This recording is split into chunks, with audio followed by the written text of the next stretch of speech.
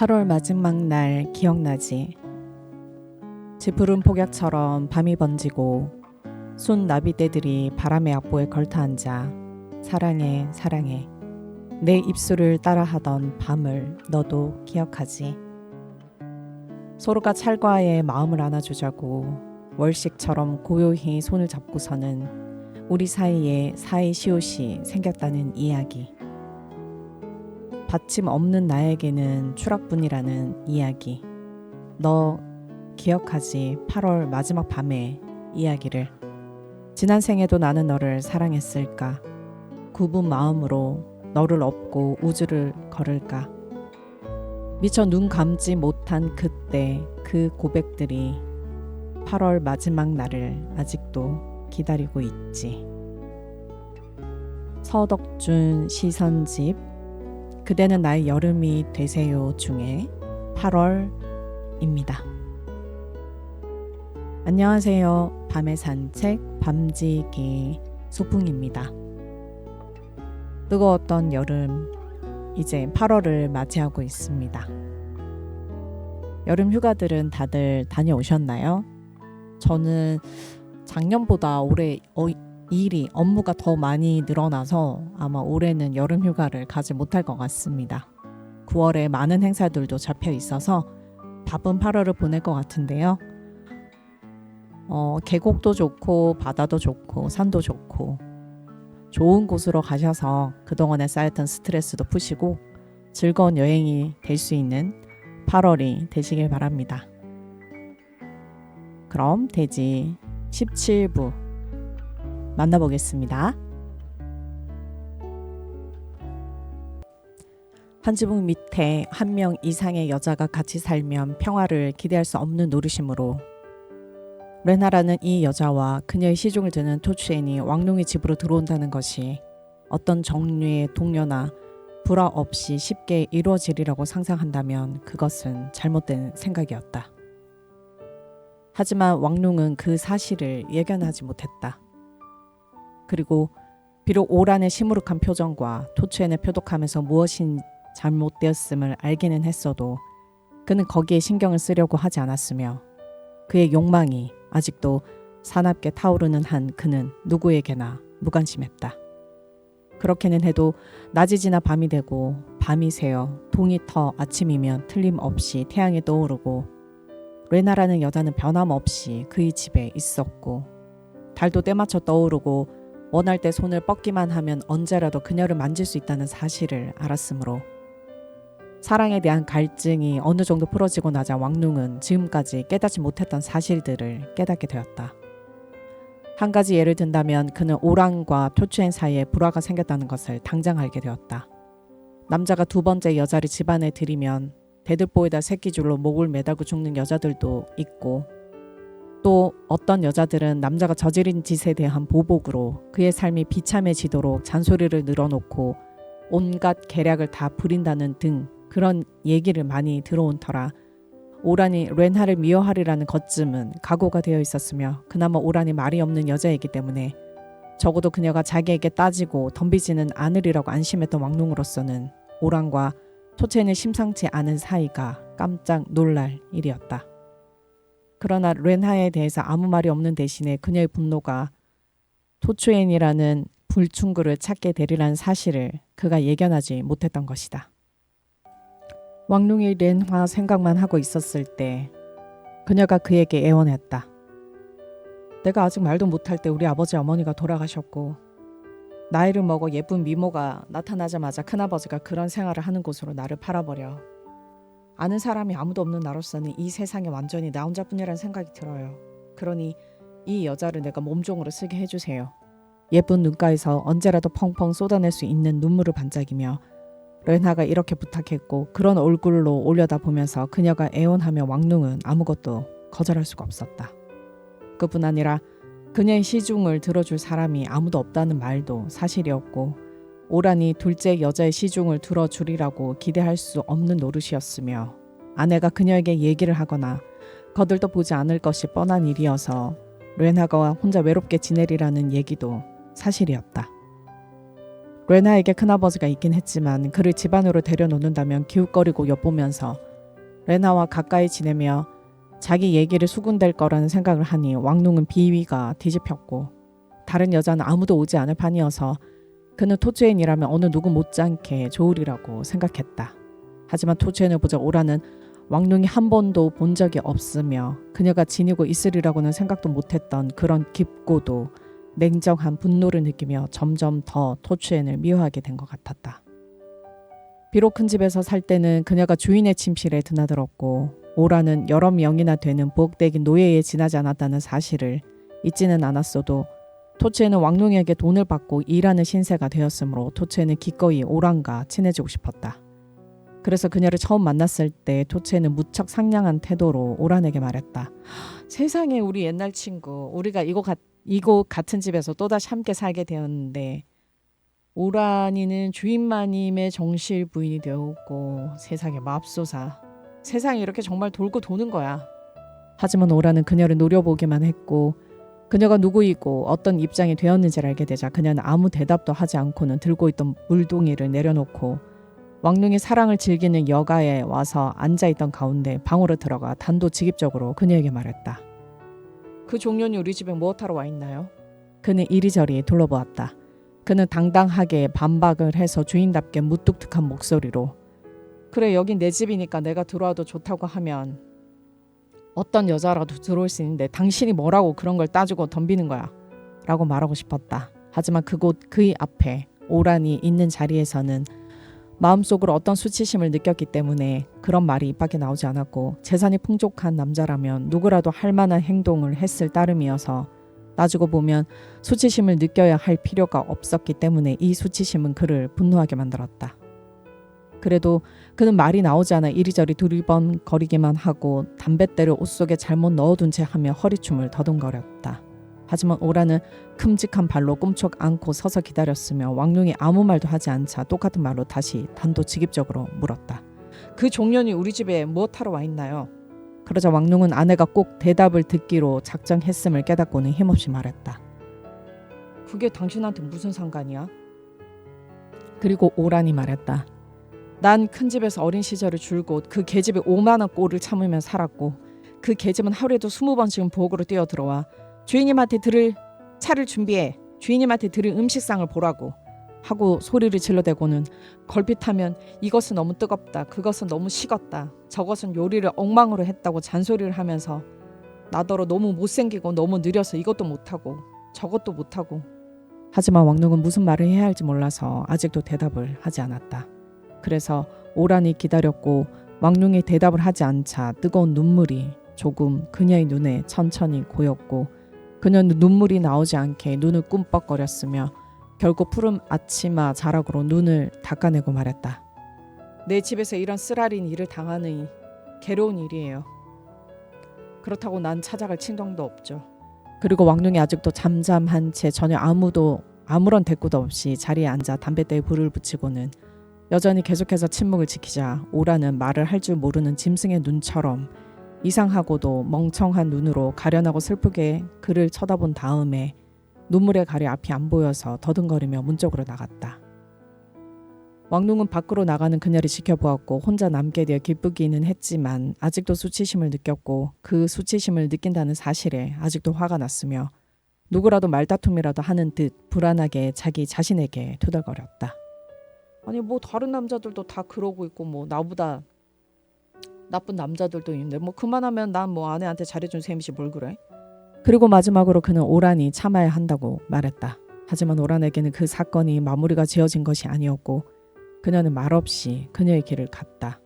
아침에 그녀는 물을 데워 노인에게 가져다 주었고 혹시 안채에 들어가 있지 않으면 왕눈에게 차를 끓여다 주었지만 여주인에게 갖다 주려고 토치엔이 더운 물을 찾으러 가면 솥이 비어 있었으며 아무리 시끄럽게 떠들고 물어봐도 오란에게 아무 대답도 들을 수가 없었다.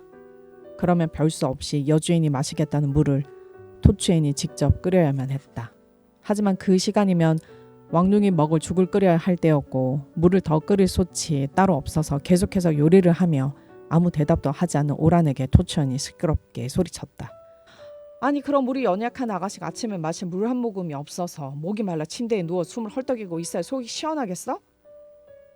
하지만 오라는 그녀의 말을 들은 채도 하지 않았고 음식을 짓기 위해 그것이 일으키는 불 때문에 가랑잎 하나도 소중하기만 했던 옛날에 그랬던 것이나 마찬가지로 조심스럽게 아껴가면서 아궁이 속에 풀과 지푸라기를 자꾸 밀어넣기만 했다.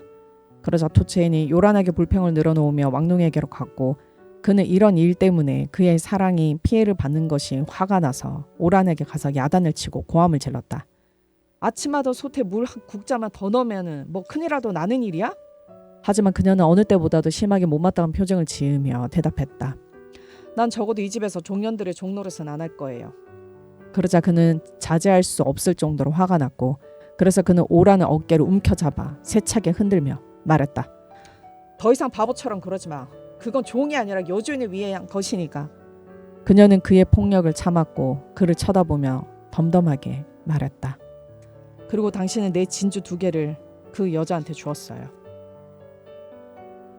그러자 그는 손을 떨구었고 말문이 막히며 분노가 사라졌다. 그는 수치심을 느끼며 토치엔에게 가서 말했다. 우린 아궁이를 하나 더 만들고 부엌도 하나 더 짓겠어. 큰 마누라는 다른 여자가 꽃같은 몸을 가꾸기 위해서 필요로 하고 당신도 즐기는 진미 요리들에 대해서는 아는 게 하나도 없거든.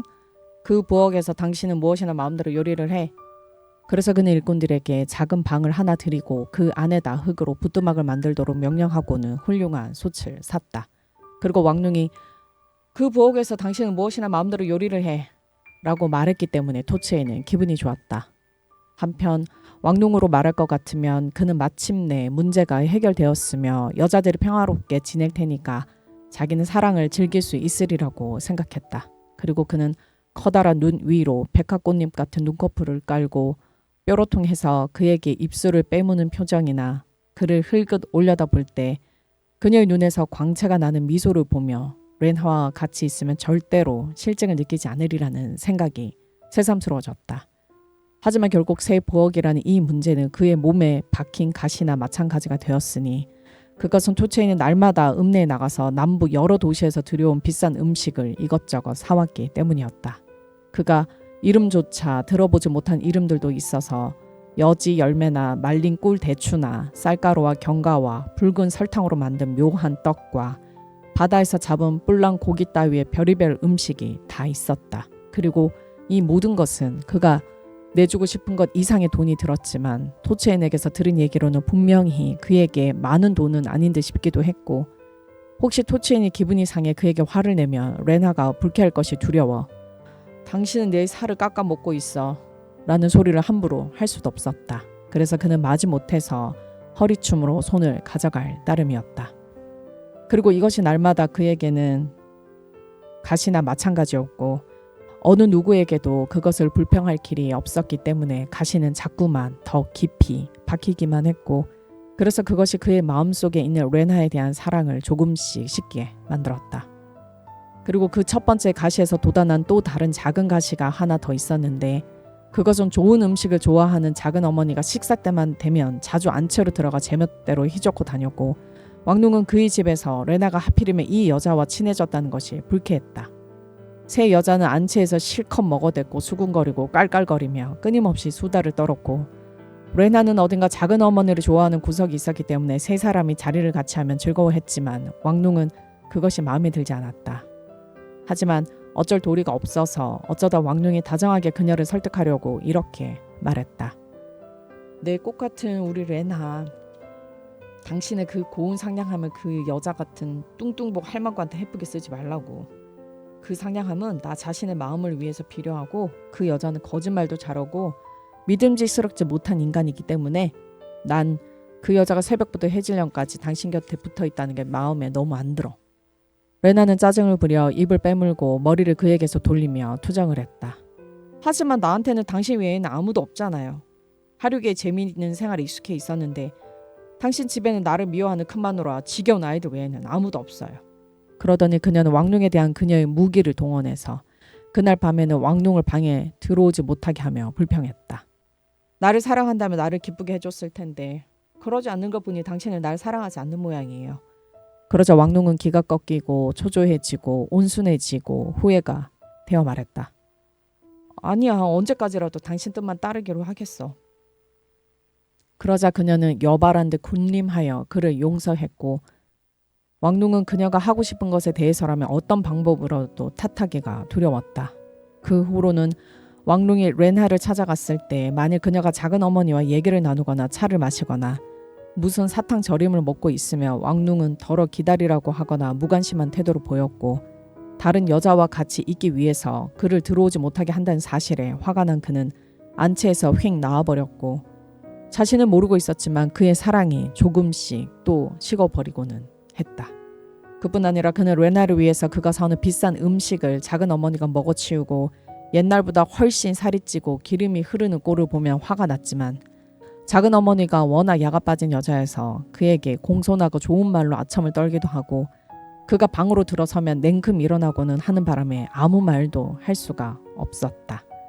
그래서 레나에 대한 그의 사랑은 전처럼 그의 몸과 마음을 통째로 빨아들일 정도로 완전하거나 지배적인 사랑이 아니었다. 그 사랑은 그들의 생활이 이제는 이탈되었음을 알기 때문에 오란에게도 마음대로 찾아가 얘기를 나누지 못하는 입장인지라 그냥 참아야만 했기 때문에 더욱 예리해지기만 하는 자그마한 분노들로 인하여 상처를 입고 또 입었다. 그러자 하나의 뿌리에서 밭 가득히 돋아나 이리저리 퍼져나가는 가시들처럼 왕룽에게는 또다시 골칫거리가 밀어닥쳤다. 어느 날 늙어서 너무나 정신이 혼미하니까 통 무엇을 보지 못하는 사람처럼 여겨지던 그의 아버지가 햇볕을 받으며 졸다 갑자기 정신이 들어 고희를 맞은 아버지에게 왕룽이 선물로 사다 준 용의 머리를 장식한 지팡이에 몸을 의지하며 레나가 산책을 하던 마당과 큰 방 사이의 휘장에 걸려있는 문간을 터벅거리고 갔다.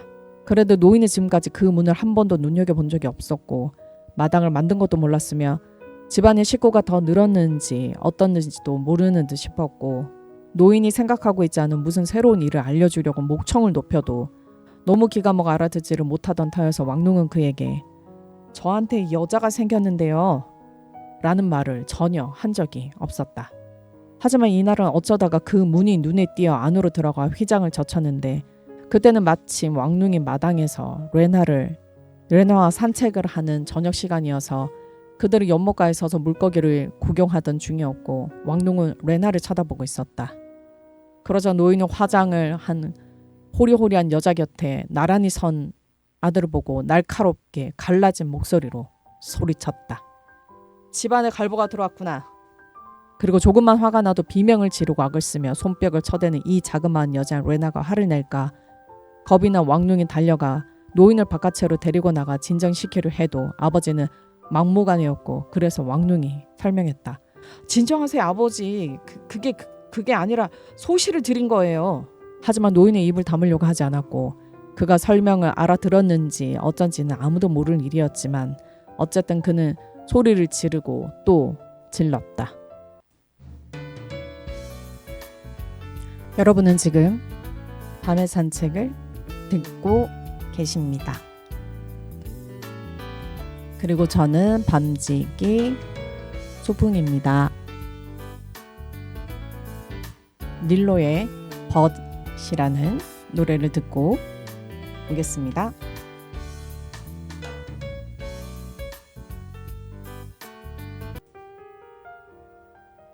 여기 갈보가 와 있다니까. 그리고 왕룽이 가까이 있는 것을 보고 그가 갑자기 말했다. 그래도 나는 여자가 하나뿐이었고 우리 아버지도 한 여자만 데리고 살았고 우린 땅에다 농사를 지었어. 그리고 잠시 후에 그가 또다시 소리쳤다. 내가 갈보라면 갈보야. 이렇게 해서 노인은 레나에 대한 일종의 묘한 분노 때문에 늙고 병적인 잠으로부터 깨어났다. 그는 안채의 문간으로 가서 걸핏하며 하늘에 대고 갑자기 소리를 지르고는 했다. 갈보야! 아니면 안채로 들어가는 휘장을 밀어젖히고는 타일 바닥에다 사납게 탁 침을 뱉기도 했다. 그리고 그는 작은 돌멩이들을 주워다가 금붕어를 놀라게 하느라고 힘없는 팔로 작은 연못에다 그 돌을 던지는 등 짓궂은 아이처럼 못된 방법을 동원해서 그의 분노를 표현했다. 그리고 이것도 역시 왕룽의 집에서 난처한 상황을 이루었으니 그는 아버지를 탓하기도 창피하게 생각됐고 그러면서도 레나가 성깔이 상당히 표독스러워 걸핏하면 화를 낸다는 사실을 알았으므로 레나의 성미를 건드리기도 두려웠기 때문이었다. 그리고 레나의 성미를 아버지가 건드리지 못하게 막아야 한다는 이 불안감은 그에게 피곤한 일이었고 이것도 역시 그의 사랑이 그에게 부담으로 느껴지게 만들었다. 어느 날 그는 안채에서 나는 비명소리를 들었다.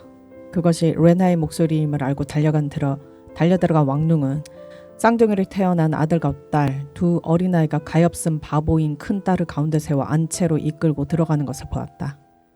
요즘에는 다른 네 아이들이 안채에 살고 있는 이 여자에 대해서 끊임없이 호기심을 느꼈지만 나이가 위인 두 아들은 철이 들고 부끄러움을 알았으며 그 여자가 왜 그곳에 와서 살고 아버지가 그녀와 어떤 관계인지를 잘 알았으므로 그들끼리 있을 때가 아니면 절대로 그 여자 얘기를 하는 일이 없었다. 하지만 나이가 아래인 두 아이는 그 여자가 식사를 끝낸 다음에 토치엔이 방에서 가지고 나오는 음식 그릇을 손가락으로 찔러보거나 그녀가 몸에 뿌리는 향수 냄새를 맡는다거나 몰래 훔쳐보고 감탄을 하는 정도로는 전혀 만족할 수가 없었다. 레나는 그의 아이들이 그녀를 귀찮게 굴기 때문에 그들에게 시달리고 싶지 않았으니까 아이들이 드나들지 못하게 할 수 없겠느냐고 왕눈에게 자주 불평했다. 하지만 왕눈은 그러고 싶은 마음이 내키지 않아 농담으로 대답했다. 글쎄, 아이들도 그들의 아버지만큼이나 아름다운 얼굴을 보고 싶어하는 모양이지. 그리고 그는 아이들에게 레나의 거처를 드나들지 말라고 일러두는 정도가 고작이었고 아이들도 아버지가 볼 때는 드나들지 않았지만 보지 않을 때는 몰래 안채를 들락날락했다. 그러나 큰딸은 아무것도 알지를 못해서 바깥의 벽에 기대고 햇볕을 받으며 앉아 싱글벙글하면서 꼬운 헝겊 조각을 가지고 놀기만 했다. 그러나 오늘은 큰 아들들이 서당에 가고 없어서 두 동생은 바보도 안채에서 사는 여자를 구경해야만 한다는 생각이 머리에 떠올라 그녀의 손을 잡고 앞마당으로 끌고 들어갔으며 바보 딸은 한 번도 본 적이 없는 레나 앞에 가서 앉아 빤히 쳐다보았다. 그런데 레나가 몸에 걸친 눈부신 비단 옷과 귀에 매달린 반짝거리는 비치를 보고 바보는 어떤 이상한 기쁨에 사로잡혀 아롱진 빛깔들을 움켜잡으려고 손을 내밀었으면 큰 소리로 소리만 나고 의미는 없는 웃음을 터뜨렸다. 그래서 겁이 난 레나가 비명을 질렀고 왕눈이 안으로 달려 들어갔으며 레나는 화가 나서 몸을 부들부들 떨고 팔딱팔딱 작은 발로 뛰는가 하면 웃어대는 가엾은 계집아이에게 손가락을 흔들어 대고 소리쳤다. 난 저 저주받은 백치들에게 시달리며 살아야 한다는 얘긴 듣지도 못했고 당신에게 이런 추악한 아이들이 있다는 걸 알았다면 오지도 않았을 거예요. 저 아이가 만일 내 근처에 얼씬거리면 난 이 집에서 살지 않겠어요. 그리고 그녀는 쌍둥이 누이의 손을 꼭 잡고 입을 벌린 채로 그녀에게서 가장 가까이 서 있던 어린 사내아이를 밀어버렸다. 그러자 아이들이 사랑했던 왕눈의 마음속에서 선량한 분노가 치밀어 올라 험악하게 말했다. 이제 난 내 아이들을 욕한 소리를 듣고 싶지 않아. 그리고 내 불쌍한 바보 딸에게라도 어느 누구도 욕을 하면 안 돼. 어떤 남자를 위해서도 아들이 잉태하지 못하는 당신도 욕을 해서는 안 돼. 그는 아이들을 모아놓고 그들에게 말했다. 내 아들 딸들아, 이제는 밖으로 나가거라. 이 여자는 너희를 사랑하지 않는다. 또 만일 너희를 사랑하지 않는다면 너희 아버지도 사랑하지 않는 셈이니까 이제 너희는 여자의 거처에 다시는 나타나지 말아라. 그리고 아주 다정하게 큰딸한테 그가 말했다. 그리고 너 이 가엾은 바보야. 햇볕이 잘 드는 네가 좋아하는 곳으로 돌아가. 딸이 미소를 지었고 왕눈이 딸의 손을 잡아 데리고 나갔다. 레나가 그의 아이에게 감히 욕을 하며 백치라고 불렀다는 것이 무엇보다도 화가 났기 때문에 왕눈의 마음에는 딸에 대한 새로운 아픔이 잔뜩 무거운 부담을 주었고 그래서 그는 이틀쯤 레나를 가까이 하지 않고 아이들과 놀아주며 읍내로 들어가 가엾은 바보에게 보리사탕 한 줄을 사주고는 아이가 끈끈하고 달콤한 사탕을 가지고 좋아하는 것을 보고는 마음의 위안을 받았다. 그리고 왕눈이 다시 레나를 보러 들어갔을 때 이틀이나 그가 나타나지 않았다는 사실에 대해서 두 사람 다 아무 얘기가 없었다. 그녀는 오히려 그의 비위를 맞추려고 각별히 신경을 써서 왕눈이 들어갔을 때 같이 차를 마시고 있던 작은 어머니더러 레나가 자리를 비켜달라는 뜻으로 여기 우리 주인님이 저를 보러 오셨고 이것은 나의 기쁨이니까 저는 이분에게 순종해야 한답니다. 라고 말하고는 작은 어머니가 나갈 때까지 선체로 기다렸다. 그러더니 그녀는 왕눈에게로 쫓아가서 그의 손을 잡아 자기 얼굴로 가져가며 아양을 떨었다. 하지만 그는 비록 그녀를 다시 사랑하게 되기는 했어도 그 전처럼 전적으로 사랑하지는 않았고 전에 그랬던 것처럼 절대로 다시는 완전히 그녀를 사랑하지 않았다. 그러다가 어느 날 여름이 끝나고 이른 아침 하늘이 바닷물처럼 푸르고 맑고 차가웠으며 상쾌한 가을바람이 대지 위에 힘차게 불어왔을 때 왕눈은 잠이 깨듯 정신이 들었다. 그는 문간으로 나가 그의 논밭을 둘러보았다.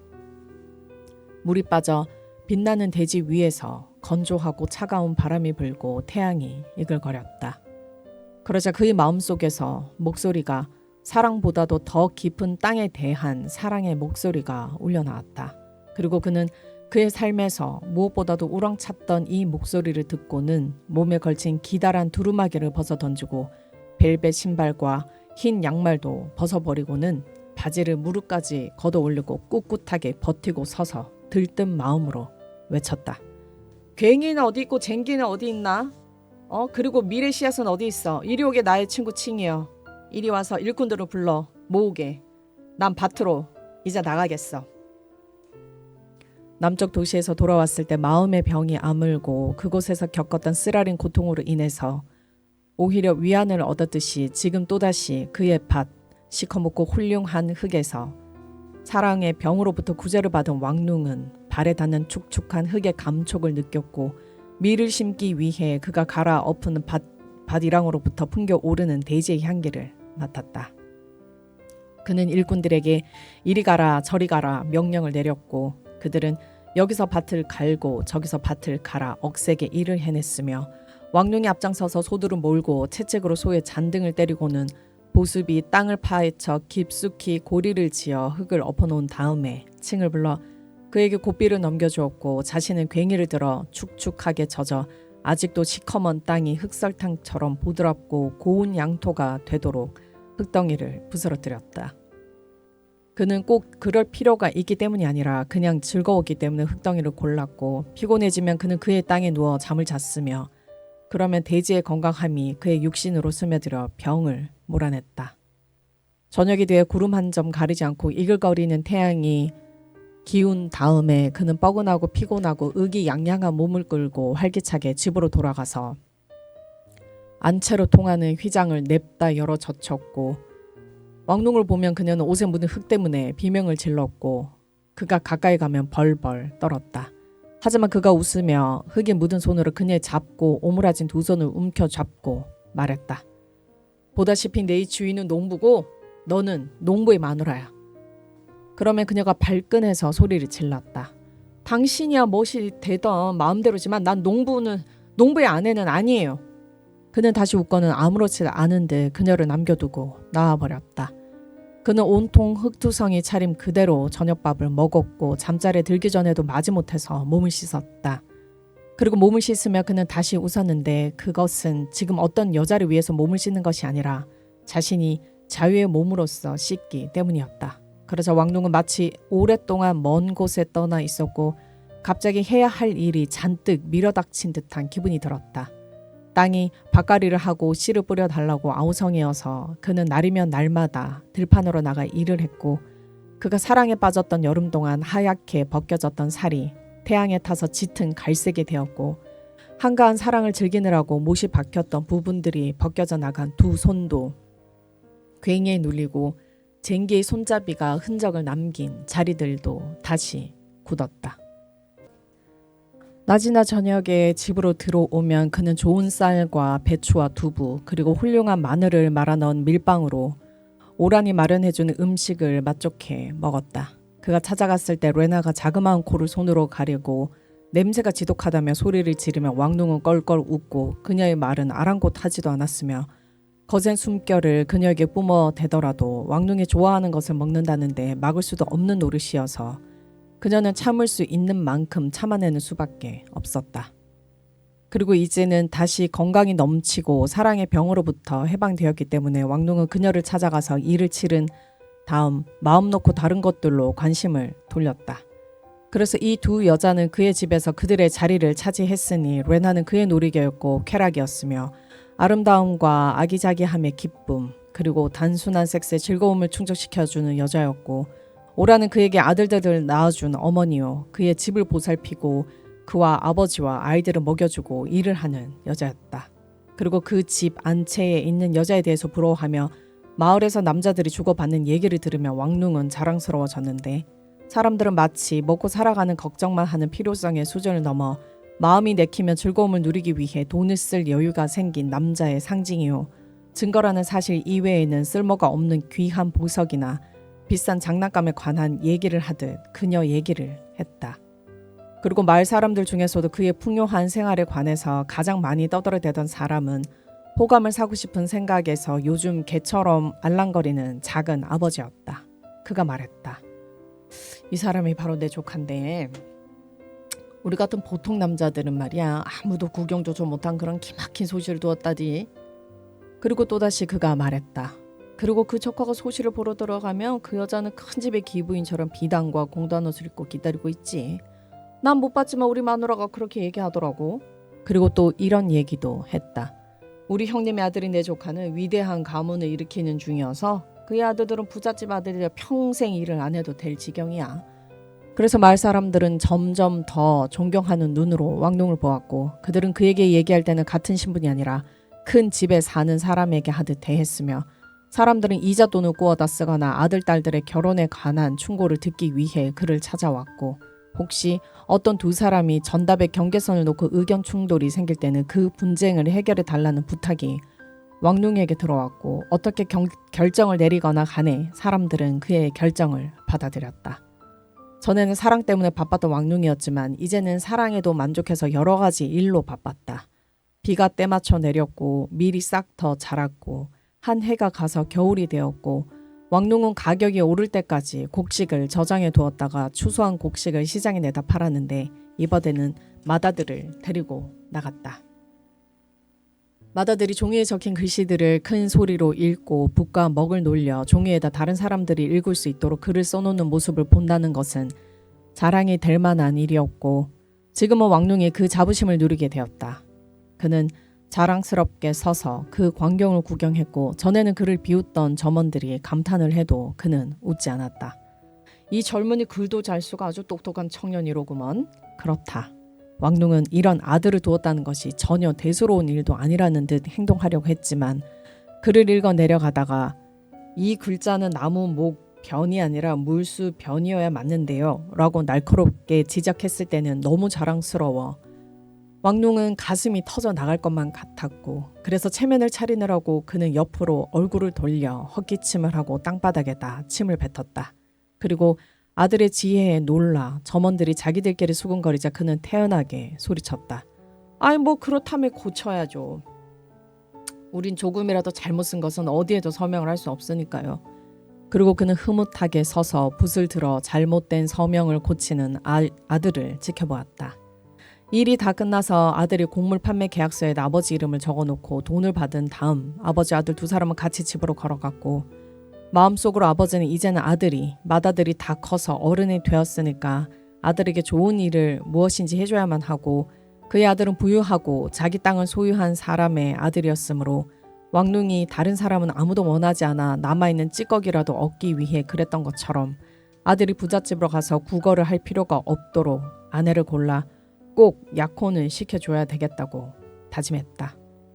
그래서 왕룡은 아들이 아내로 맞아들일 만한 처녀를 찾아 나서기로 작정했는데 평범하고 하찮은 여자라면 얻고 싶지 않았기 때문에 그것도 간단한 일은 아니었다. 그는 어느 날 밤 친구와 단둘이 가운데 방에서 봄 농사를 위해서 무엇을 사들이고 그들이 스스로 준비한 씨앗은 얼마나 되는지 검토한 다음 칭에게 그 얘기를 해보았다. 그는 칭이 너무 순진한 사람이라는 것을 알았으므로 큰 도움을 기대하고 얘기를 꺼내지는 않았지만 그래도 칭이 훌륭한 개만큼이나 주인에게 충실한 남자라는 사실을 알았고 마음속 얘기를 그런 사람에게 한다는 것은 속이 편안해지는 일이었다. 칭이 겸손하게 서 있는 사이에 왕룡은 탁자에 앉아 얘기를 했는데 왕룡이 아무리 권해도 이제는 왕룡이 부자가 되었기 때문에 동등한 신분으로서 그와 자리를 같이 하려고 들지 않는 칭은 아들과 그가 구하려는 여자에 관해서 왕룡이 하는 얘기에 관심을 집중시키며 귀를 기울였고 왕룡의 얘기가 끝나자 칭은 한숨을 지으며 주저하는 태도로 귓속말 정도밖에 안 되는 나지막한 목소리로 말했다. 만일 내 불쌍한 딸이 건강한 몸으로 여기 있어서 당신이 그냥 데려가기만 한데도 무척 고마운 일이겠지만 그 애가 어디 있는지 나로선 알 길이 없어요. 혹시 죽었는지도 알 수 없는 실정이죠. 그래서 왕룡은 고맙다고 그랬지만 비록 착한 사람이기는 해도 그 이외에는 다른 사람의 땅에서 일하는 평범한 농부에 지나지 않는 친 같은 사람의 딸보다는 훨씬 격이 높아야 그의 아들과 짝을 맺을 자격이 있다고 마음속에 있는 얘기만은 삼갔다. 그래서 왕룡이 이곳저곳 찻집에서 처녀들이나 결혼할 나이가 된 딸을 둔 읍내의 부유한 사람들 이야기가 나오면 솔깃해서 귀를 기울이며 혼자 알아보기로 작정했다. 하지만 작은 어머니에게는 그의 목적을 비밀로 숨기기 위해서 아무런 얘기도 하지 않았다. 그녀는 자신이 찻집에 있는 여자를 필요로 할 때 필요한 정도의 인가에 불과했기 때문이었다. 작은 어머니는 그런 일을 성사시키기에는 괜찮은 여자였다. 하지만 아들을 위해서 맏아들에게 어울릴 만한 교수를 한 사람도 알 턱이 없는 작은 어머니 같은 여자로서는 어림도 없었다. 한 해가 저물어 눈이 내리고 혹독한 겨울이 찾아왔으면 신년 정초가 되어 사람들이 먹고 마셨고 왕룡에게 행운을 빌어주기 위해 시골뿐 아니라 이제는 읍내에서도 사람들이 인사를 와서 말했다. 집안에 아들들이 있고 여자들도 있고 돈과 땅도 있으니 글쎄요. 지금보다 더 큰 복을 받으라고 빌기도 어렵겠군요. 그리고 멋진 두루마기를 걸친 아들을 양쪽에 세우고 식탁에는 달콤한 떡과 수박씨와 견과들을 차려놓고 새해와 만복이 찾아오라는 글을 적은 빨간 종이를 모든 문에다 붙여놓은 왕룡은 그가 복이 많은 남자임을 알았다. 하지만 새 봄이 되어 버드나무들이 연두잎을 내고 복숭아 나무들이 분홍빛으로 우미트기는 했어도 왕룡은 아직 아들에게 어울릴 만한 처녀를 찾아내지 못했다. 봄이 되어 해가 길어지고 날씨가 따뜻해졌으며 만발한 벚꽃과 오얏 나무들이 향기를 뿜었고 버드나무들은 잎사귀가 잔뜩 돋아 펼쳐졌고 나무들이 푸르고 축축한 대지에서는 무럭무럭 김이 피어 올라 수확의 씨앗을 잉태했고 왕룡의 맏아들도 갑자기 변해서 더 이상 아이가 아니었다. 그는 침울하고 성미가 까다로워져서 이런저런 음식을 안 먹었고 책들에도 실증을 냈다. 왕룡은 왜 그러는지 알 길이 없어 겁이 났고 의사한테 보여야 되겠다는 얘기를 했다. 아들을 바로잡을 길이 전혀 없어서 만일 아버지가 그에게 맛 좋은 고기하고 밥을 먹도록 해야지 라고 타이르는 정도 이상의 무슨 말을 하기라도 하면 아들은 우울해하고 고집스러워졌으며 어쩌다가 왕룡이 조금이라도 화를 내기라도 하면 아들은 울음을 터뜨리고 방에서 뛰쳐나갔다. 왕룡은 너무 놀라서 무슨 일인지 영문을 몰라 아들을 쫓아가 가능한 한 부드러운 목소리로 말했다. 난 내 아버지니까 네 마음속에 있는 얘기를 나한테 한번 해봐. 하지만 아들은 흐느껴 울며 머리를 세차게 젓기만 할 뿐 아무런 반응이 없었다. 그뿐 아니라 그는 늙은 훈장도 싫어하게 되어 아침이면 서당에 가려고 잠자리에서 일어나려고 하지 않아 왕룡이 고함을 치거나 심지어는 때리기까지 했고 그러면 그는 심술을 냈으면 하루 종일 읍내 거리에서 빈둥거리며 게으름을 피우기도 했는데 그 사실을 왕룡이 알게 되는 것은 밤이 되어 둘째 아들이 화가 나서 얘기를 한 다음에서였다. 형이 오늘 서당에 안 왔어요. 그러면 왕룡이 맏아들에게 화를 내며 소리쳤다. 아니 나더러 공연히 서당에 은하를 갖다 버리란 말이냐? 그리고 화가 치민 나머지 그는 대나무를 들고 아들에게 달려 마구 때렸고 소년의 어머니 오란이 그 얘기를 듣고 부엌에서 달려나와 아들과 아버지 사이를 가로막아서 아들을 때리려고 왕룡이 이리저리 몸을 비틀었어도 오란이 대신 매를 모두 맞았다. 헌데 이상한 일은 어쩌다 꾸짖기만 해도 울음을 터뜨리고는 하던 아들이 조각한 동상처럼 파랗게 질리고 굳어버린 얼굴로 아무 소리도 없이 그 모든 매를 맞으며 악착같이 서 있는 것이었다. 그리고 밤낮으로 곰곰이 따져보곤 했지만 왕룡으로서는 어쩐 일인지 통 알 길이 없었다. 그날 마침 서당에 가지 않았다고 맏아들에게 매질을 했기 때문에 어느 날 저녁에 밥을 먹은 다음 그는 이 생각을 해보았고 그가 생각에 잠겼을 때 오란이 방으로 들어왔다. 그녀가 소리 없이 들어와 왕룡 앞에 섰고 그는 아내에게 무슨 할 말이 있음을 알았다. 그래서 그가 말했다. 어서 얘기해. 무슨 얘기지? 그리고 그녀가 말했다. 그렇게 아이를 때려봤자 아무 소용도 없어요. 난 큰 집에서 젊은 도련님들에게 이런 일이 생기는 걸 봤어요. 그들에게 우울증이 밀어닥치고 그렇게 되면 그들이 스스로 하나 구하지 못하는 경우에 노대감이 그들에게 계집종을 구해주고 그러면 그런 사태가 잘 넘어갔어요. 지금은 꼭 그렇지 않을지도 몰라. 왕눈이 반박했다. 나도 젊었을 적엔 그런 우울증에 걸렸었지만 질질 짜고 신경질 부린 일도 없고 계집을 구하지도 않았어. 오란이 잠시 기다렸다가 천천히 대답했다. 난 정말이지 젊은 도련들 이외에는 그런 걸 보질 못했어요. 당신은 땅에서 일했어요. 하지만 그 애는 젊은 도련님 같고 집에서도 게으름만 피우죠. 왕눈은 잠깐 곰곰이 생각해 보더니 그녀의 말에 일리가 있음을 깨닫고는 깜짝 놀랐다. 그가 젊었을 때는 소를 끌어내려고 새벽에 일어나 쟁기와 갱이를 가지고 들로 나가야 했으며 추수기에는 허리가 부러질 정도로 일을 해야 했으므로 우울증 따위를 느낄 시간도 없었고 혹시 울고 싶어도 아무도 듣지 못하는 곳에서 울어야 했고 그랬다가는 먹을 것을 전혀 얻지 못할 터여서 일을 하지 않으면 안 되었으므로 아들이 서당에서 도망친 것처럼 도망을 칠 수도 없었다. 그는 이 모든 것이 생각나자 자신에게 말했다. 하지만 내 아들은 그렇지 않아. 그 애는 그 나이였을 때 나보다 섬세하고 그의 아버지는 부자지만 우리 아버지는 가난했고 나에게는 논밭을 쓸 일꾼들이 있는 데다가 내 아들 같은 학자를 데려다 밭갈이를 시킬 수는 없으니까 그에게는 일을 할 필요도 없지. 그리고 그는 이런 아들을 두었다는 것이 은근히 자랑스러워서 오란에게 말했다. 글쎄 그 애가 부자지 아들처럼 그렇다면 뭐 그의 문제가 다르지. 하지만 난 그 애한테 계집종을 사줄 수는 없어. 난 그 애와 약혼시킬 처녀를 구해서 일찍 결혼을 올려주도록 하겠어. 그러더니 그는 자리에서 일어나 안채로 들어갔다. 레나와 같이 있을 때 왕눈은 그녀의 아름다운 미모 이외에 다른 일들에 정신이 팔려있는 것을 보고 그녀가 뼈를 통해서 말했다. 당신이 이렇게 빨리 나를 본체만치 알게 될 줄 알았더라면 난 찻집에서 그냥 살았을 거예요. 그리고 그녀는 이 말을 하면서 머리를 돌려 곁눈질로 그를 쳐다보았고 그래서 왕눈이 웃으며 그녀의 손을 잡아 얼굴로 가져다 향기를 맡으며 대답했다. 글쎄 남자란 그가 옷에 달고 다니는 보석만 항상 생각할 수 없는 노릇이지만 혹시 잃어버린다면 그건 견딜 수 없지. 요즘은 난 내 맏아들 생각이 머리에서 떠나질 않는데 그 애는 욕정으로 피가 끓여 결혼을 시켜야 하겠지만 마땅한 처녀를 구할 길이 없어서 걱정이야. 난 그에게 마을 어느 농부의 딸하고 결혼하는 게 못마땅하고 다들 왕씨 동성이고 보니 곤란하거든. 그렇다고 내가 읍내로 가서 내 아들하고 당신 딸하고 혼사를 이룹시다 라는 얘기를 할 만큼 잘 아는 사람도 없고 전문적인 중매장이를 찾아가자니 혹시 매파가 병신이나 백신 따르둔 아버지가 무슨 농간을 부릴지도 몰라서 마음이 안 내켜.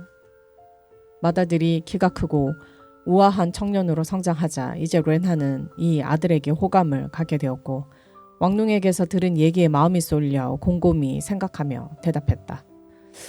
큰 찻집으로 가끔 나를 찾아오던 남자가 있었는데 그 사람은 가끔 자기 딸 얘기를 하면 나처럼 작고 곱기는 하지만 아직 어리다면서 그래서 난 마치 당신 내 딸인 것 같은 이상한 불안함을 느끼며 당신을 사랑하는데 당신이 내 딸하고 너무나 비슷해서 이건 도리에 어긋나는 짓이 아닌가 걱정이 되기도 해 라는 말을 했어요. 바로 그 이유 때문에 나를 가장 사랑하면서도 그 사람은 성류하라는 몸집이 크고 얼굴이 붉은 여자한테로 갔어요. 그 남자는 어떤 사람이지? 왕눈이 물었다. 그는 훌륭한 남자였고 돈을 잘 써서 약속한 건 꼭 주거는 했어요.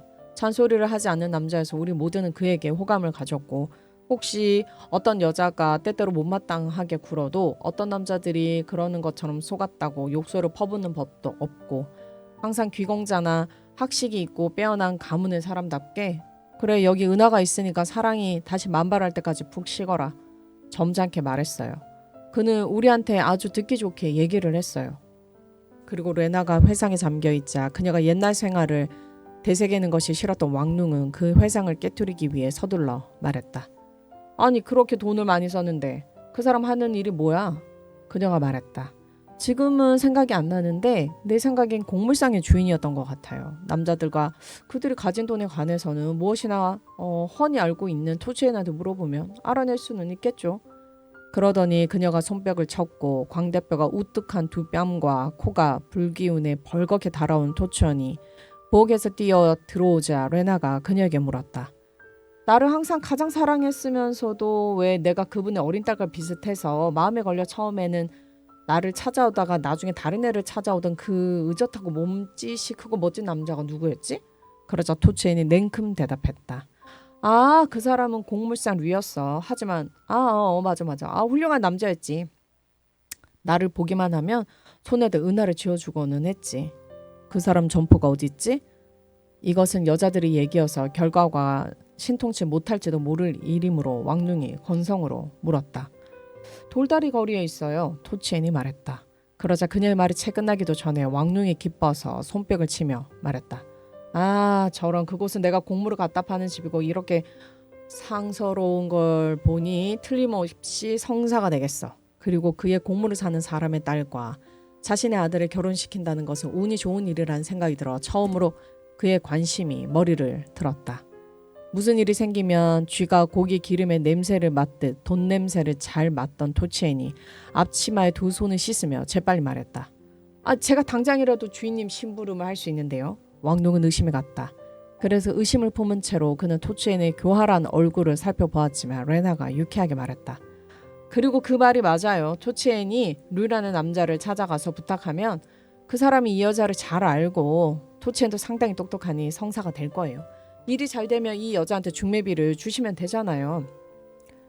그거 내가 맡겠어요. 토치엔이 진심으로 말했다. 손바닥에 놓인 두툼한 중매비를 상상하며 웃은 다음 허리에서 앞치마를 풀고는 부산하게 말했다. 채소도 씻어놨고 고기도 당장 요리할 수 있도록 준비가 되었으니까 내가 당장 가볼게. 하지만 왕눈은 이 문제를 충분히 따져보지 못했더라. 이렇게 성급하게 결정을 내려서는 안 될 것 같아 그녀에게 일렀다. 아니야. 난 아직 아무 결정을 내리지도 않았어. 이 문제를 며칠 동안 생각해본 다음에 내 뜻을 알려주겠어. 토치에는 은하를 보고 싶었기 때문에, 그리고 레나는 이것이 새로운 사건이라서 재미있고 새로운 얘기를 듣고 싶었기 때문에 여자들은 조급했지만 왕눈이 밖으로 나가면서 말했다. 아니야. 내 아들 문제니까 난 기다리겠어. 그래서 그는 이런저런 생각을 해가면서 여러 날을 기다렸을지도 모르지만 어느 날 새벽에 마다들이 술을 마셔 벌겋게 달아오른 얼굴로 입에서 고약한 냄새를 풍기고 비틀거리며 집으로 돌아왔다. 왕눈은 아들이 마당에서 고꾸라지는 소리를 듣고는 누가 그러는지 보려고 달려나갔는데 집에서 직접 쌀로 빚은 허옇고 순한 술 이외에는 마셔본 적이 없어서 아들은 속이 뒤집혀 앞에다 토해 놓았고 땅바닥에 자신의 토사물 가운데 개처럼 쓰러져 있었다. 왕눈은 겁이 덜컥 나서 오란을 불렀다. 두 사람이 함께 아들을 들어 올려 오란을 그릇 씻어주고 그들을 방으로 데리고 가서 침대에 눕혔는데 어머니가 자리에 제대로 눕히기도 전에 아들은 송장처럼 잠이 들어 아버지가 묻는 말에 아무것도 대답할 수가 없었다. 그리고 나서 왕눈은 두 아들이 함께 자는 방으로 들어갔다. 작은 아들은 하품을 하고 기지개를 켜면서 서당에 가지고 갈 책들을 네모난 보자기에 꾸리는 중이어서 왕눈이 그에게 말했다. 어젯밤 형이 너하고 같이 잠을 자지 않았어? 그리고 아들이 마지못해 대답했다. 예. 아들의 얼굴에는 좀 두려운 표정이 스쳤고 그 표정을 본 왕눈은 아들에게 험악한 목소리로 소리쳤다. 그럼 형이 어딜 간 거야? 그리고 아들이 대답을 안 하려고 하자 왕눈은 그의 목덜미를 잡아 흔들며 고함쳤다. 어서 다 말해. 이 말에 겁이 난 아들이 울음을 터뜨렸고 흑흑 흐느끼며 말했다. 형이 저들 아버지한테 이러면 안 된다고 그랬어요. 만일 얘기를 했다가는 저를 꼬집고 뜨거운 바늘로 제 몸을 지지겠지만 입을 다물고 있으면 돈을 주겠다고 말했다고요. 이 말에 화가 벌컥난 왕눈이 버럭 소리를 질렀다. 너 진정 죽고 싶어서 이러는 거야? 그리고 아들은 주위를 둘러보더니 대답을 안 했다가는 목이 졸릴 것을 알고 자포자기하며 말했다. 형은 사흘 동안 밤을 바깥에서 보냈지만 아버지, 작은 아버지의 아들이 우리 당숙하고 같이 돌아다니는 것 위에는 형이 뭘 한지 전 모르겠어요. 왕눈은 아들을 목덜미로 놓아주었고 축 늘어진 아들을 남겨둔 채 곧장 작은 아버지의 거처로 갔다. 왕눈은 그의 아들이나 마찬가지로 술에 취해 얼굴이 화끈거리고 벌겋게 달아오기는 했으나 나이가 위여서 남자들의 생활에 길이 들었기 때문에 몸을 훨씬 잘 가누는 작은 아버지의 아들을 찾아냈다. 왕눈이 그에게 소리쳤다. 너 내 아들 어디로 끌고 갔었어? 젊은이는 왕눈에게 코웃음을 치고 말했다. 아, 우리 종영의 아드님을 끌고 다닐 필요가 없었어요. 혼자서도 길을 잘 찾더라고요. 하지만 왕눈이 되풀이해서 물었는데 이번에는 이 뻔뻔스럽고 불량한 얼굴을 한 작은 아버지 아들을 죽여버려야 되겠다고 속으로 생각하며 험악한 목소리로 외쳤다. 내 아들 밤에 어딜 갔었냔 말이야. 그러자 왕눈의 목소리에 겁을 먹은 젊은이가 교만한 눈을 떨구며 마지못해 퉁명스럽게 대답했다. 전에 부잣집 소유였던 안채에 사는 갈보이 집에 갔었죠.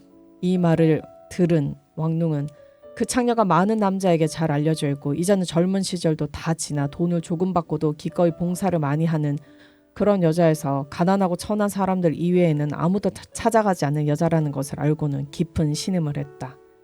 아침을 먹으러 들로 나가지도 않고 그는 대문을 나서 들판을 가로질러 지나갔지만 지금 아들 때문에 너무 걱정이 된 나머지 그의 땅에서 무엇이 자라는지 전혀 눈에 들어오지도 않았고 농사가 얼마나 잘 되려는지에 대해서도 전혀 관심이 없었다.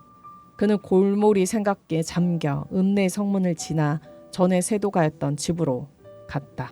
대지 17부를 들려드렸습니다. 사실은 17부가 아니고 오늘 낭독한 거는 10부이고 17화였습니다. 정정 드릴게요. 그리고 끝곡으로는 이재인님의 빈집 아닌 집을 들으면서 저는 이만 물러나겠습니다. 오늘 하루도 수고 많으셨습니다. 편안한 밤 되시길 바랍니다.